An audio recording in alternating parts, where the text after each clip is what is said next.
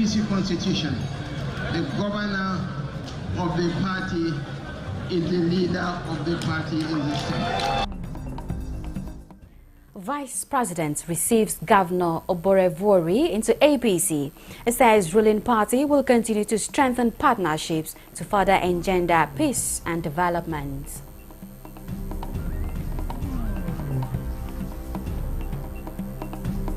Rural Electrification Agency launches ambitious program to provide electricity. It scales up energy access to additional 17.5 million people across the country.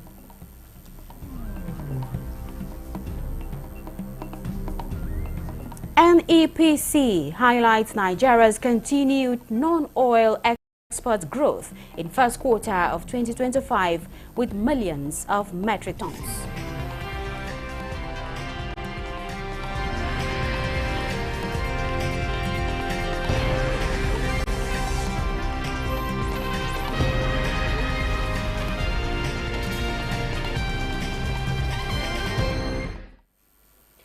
We're reaching you live from Abuja. This is a late evening news at 11 on NTA News 24.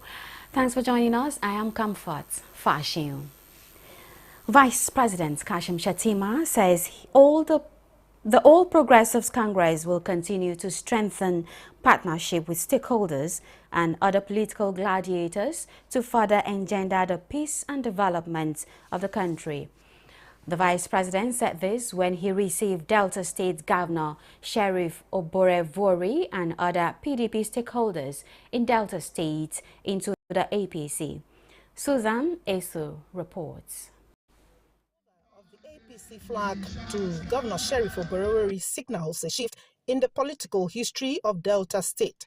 Vice President Kashim Shettima says the APC as a party believes in the power of collaboration as the nation is stronger together as a people than being divided along party lines. He re-emphasized the need to put the growth and development of the country above political inclinations and interests. According to the APC constitution, the governor of the party is the leader of the party in the state. In the APC, we believe that the compass of a political party that aspires to take the fresh risks of tomorrow can never be passion from personal interests. In the APC, we believe that those who mistake their shadows for institutions are usually doomed to wander in cycles. National Chairman of the party, Dr. Abdullahi Ganduje, and the Chairman of the Progressive Governors Forum, Senator Hope Uzodinma, say the APC means well for Nigeria and all Nigerians.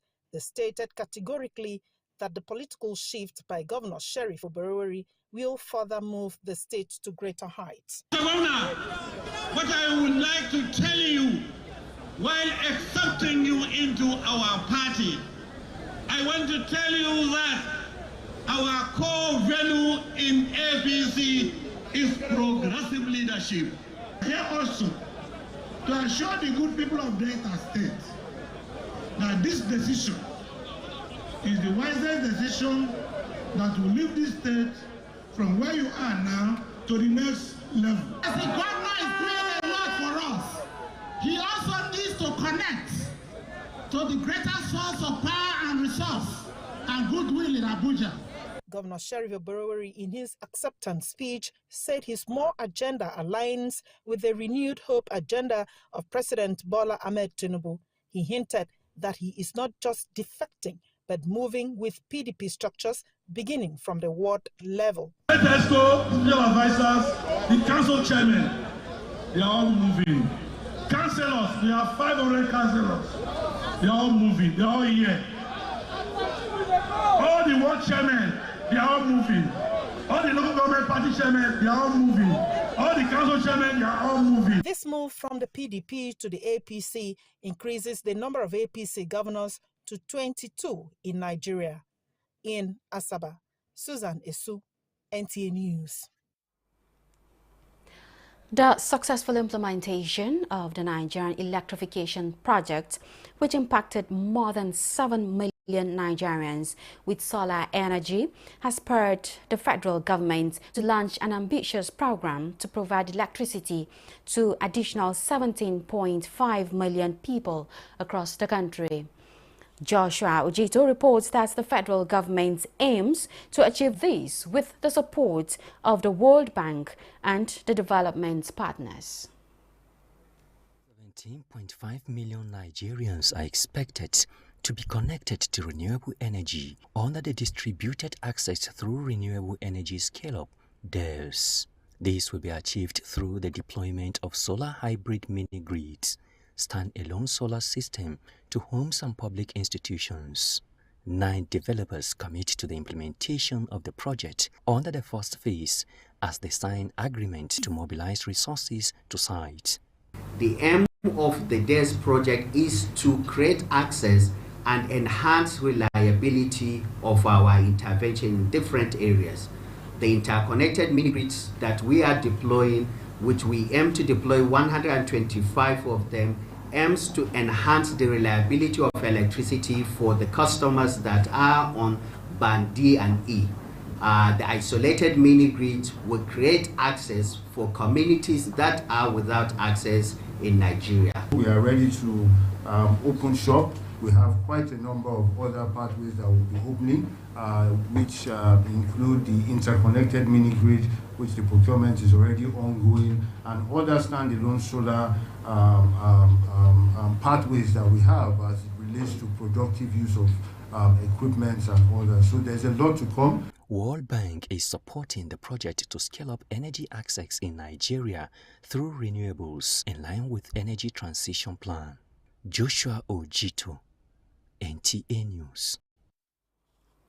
The House of Representatives Committee on Political Party Matters is collaborating with the Yaga Africa and the Kuka Center to further bolster the nation's democracy.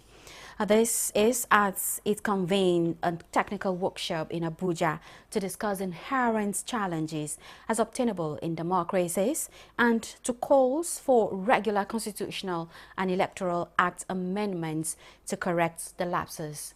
Timothy Yusuf reports. I declare this workshop open. The bill for an act to provide for the registration and regulation of political parties and other related matters, sponsored by the Speaker of the House of Representatives, Tajuddin Abbas, and Babajim Benson, passed second reading on Thursday, March 6, 2025.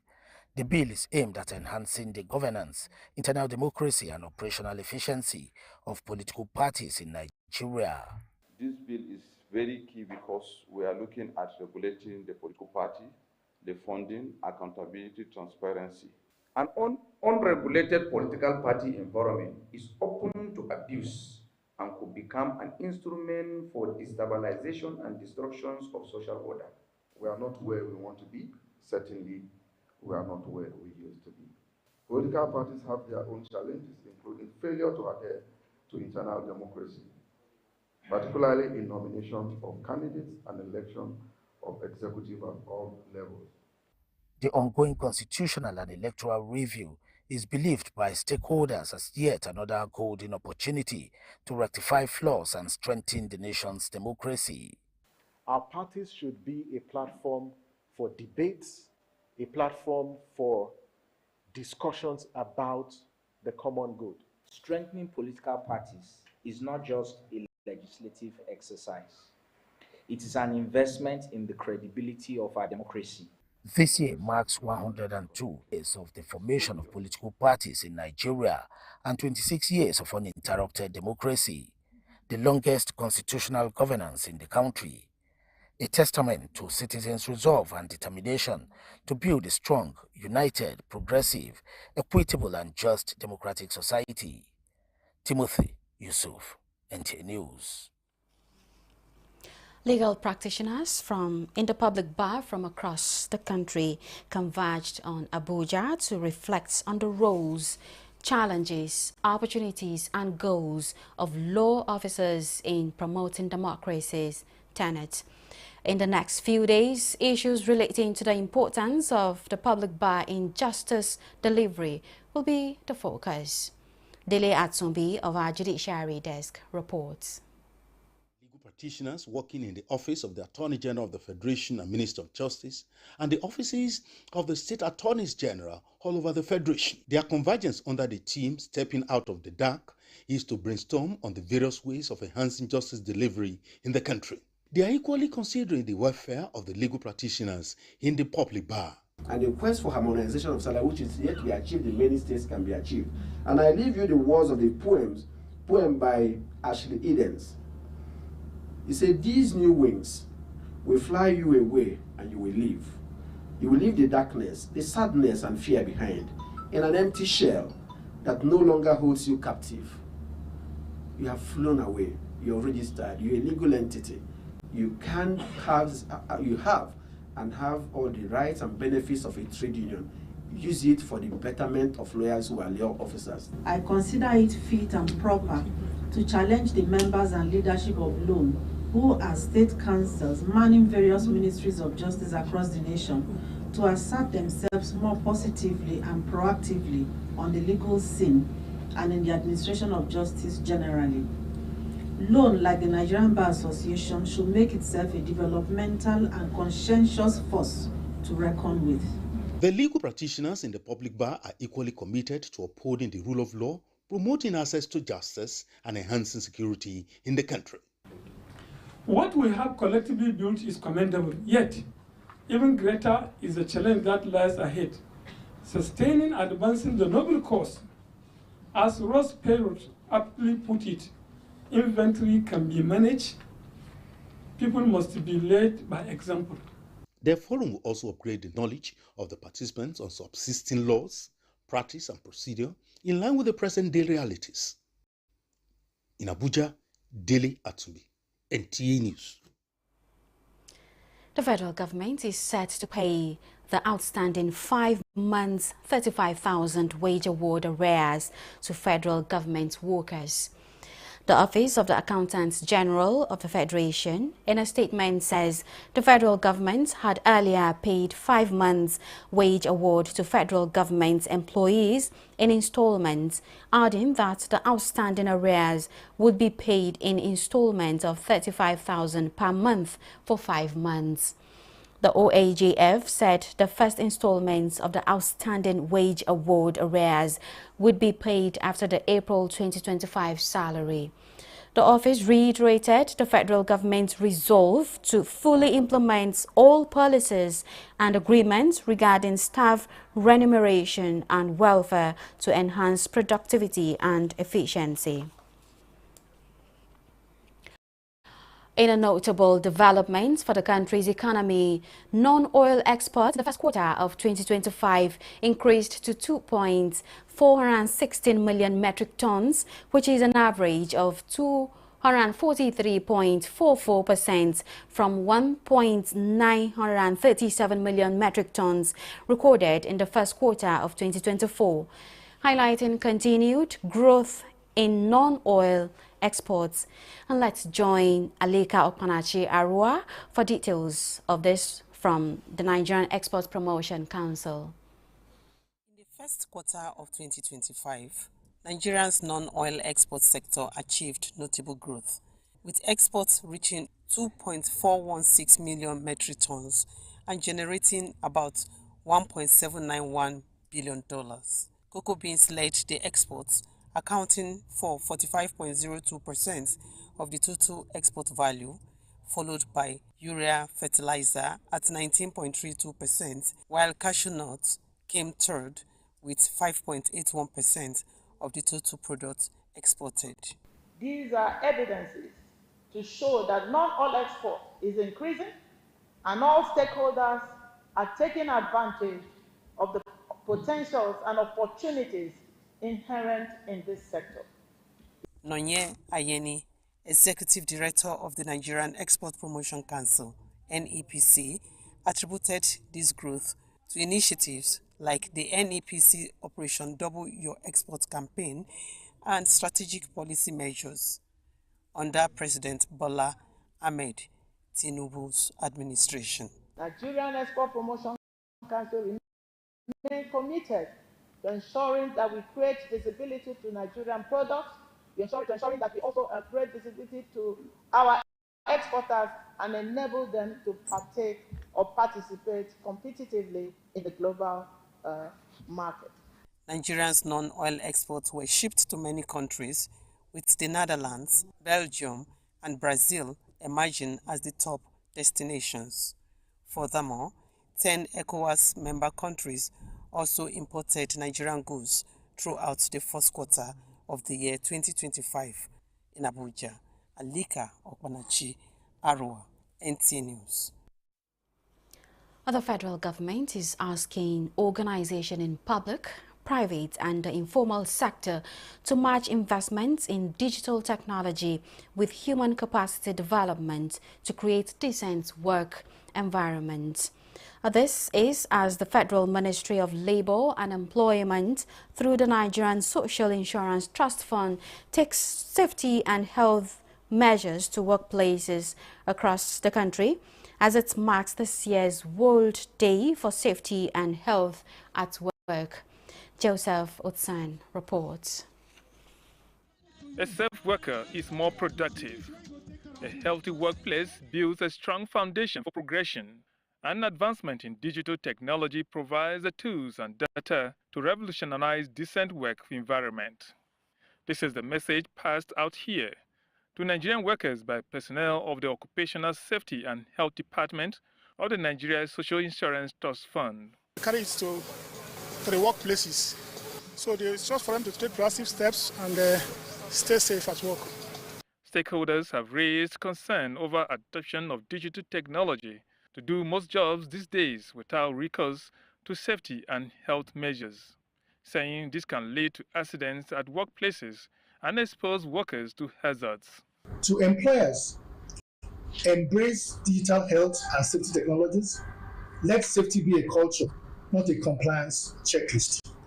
To employees, participate actively in training and use the tools provided to protect yourselves and your colleagues.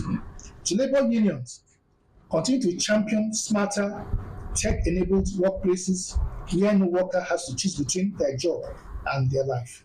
Just aim the base, you lift. With the theme, revolutionizing health and safety, the role of AI and digitization at work, for the 2025 World Day for Safety and Health, the International Labour Organization wants all stakeholders to invest in innovations that will create safer jobs and protect workers not just from accidents but also job losses. In Abuja, Joseph Oten, NTA News. You're watching the late evening news at 11 on NTA News 24. In just a moment, we'll be back with more stories. Stay with us.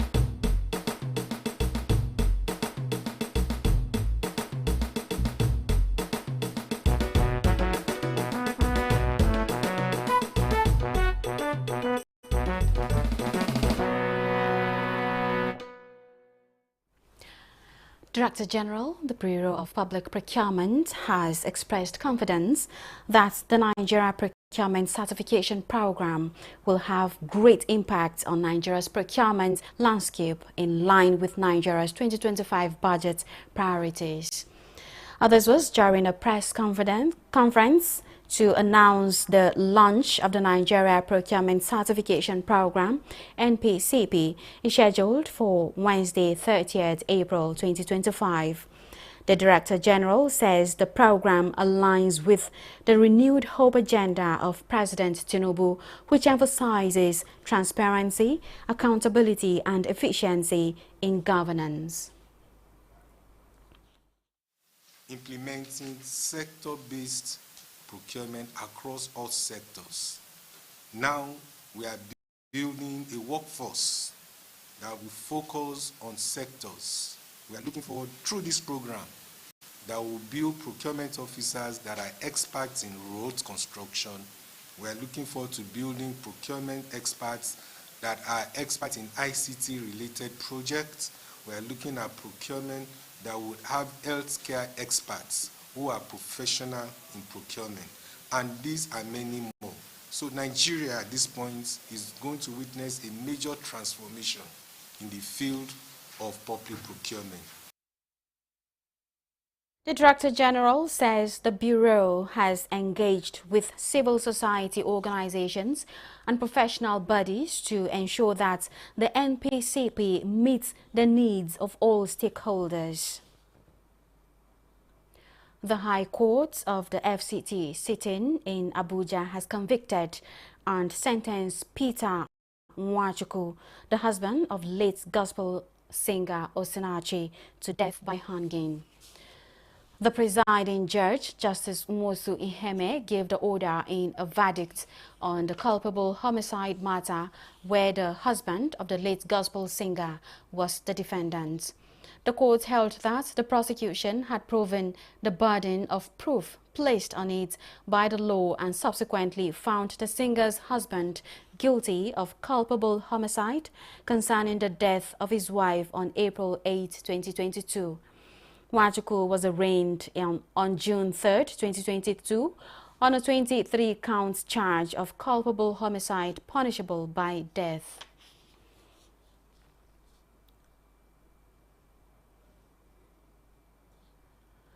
The Chief of Army Staff, Lieutenant General Olufemi Olatubosun Oluyede, has reaffirmed that the Nigerian Army will continue to effectively mitigate the security challenges that have tried to but failed to threaten the resolve, peace and unity of the country. He was speaking at the opening ceremony of the Combat Arms Training Week 2025, co-hosted by the Nigerian Army Infantry and Armored Corps in Bauchi. Muazu Hassan reports. The Combat Training Week is an avenue for the combat arms of the Nigerian Army to appraise the activities of the Corps in various theater of operations across the country. The Chief of Army Staff, Lieutenant General Olufemi Oluyede, while declaring the week-long training open, says it is essential for the combat arms and other arms and services of the Nigerian Army to continue to explore indigenous and workable ideas for mitigating emerging threats. Our key priorities will be to enhance the capacity of battles. This will be done by infusing the necessary capabilities into our training schedules to better prepare troops to adapt to fluid situations and place us in a more favorable position to neutralize or defeat external threats to our national security. The Nigerian Army, while discharging its constitutional roles under the auspices of military aid to civil authority and military aid to civil power, has been confronted with the myriads of contemporary security challenges. Bauchi State Governor Bala Muhammad, represented by his deputy, reaffirmed the commitment of the Bauchi State government in supporting the Nigerian Army to achieve its mandate. I am confident that the lessons, reflections, and innovations emerging from this training will further strengthen the operational capacity of the Nigerian Army.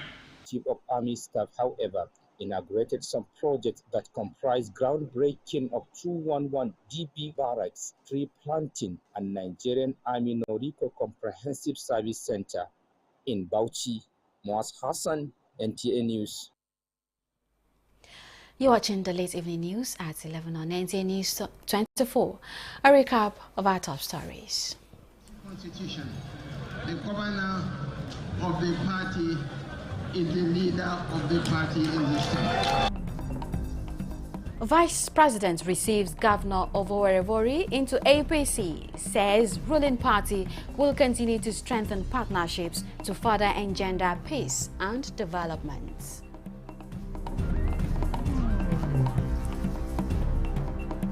Rural Electrification Agency launches ambitious program to provide electricity that scales up energy access to additional 17.5 million people across the country.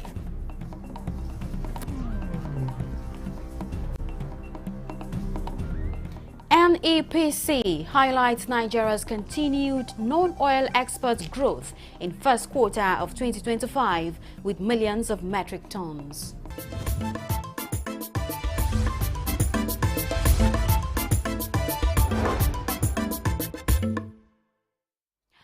This is where we end the news. Thanks for joining us. I am Comfort Fashion.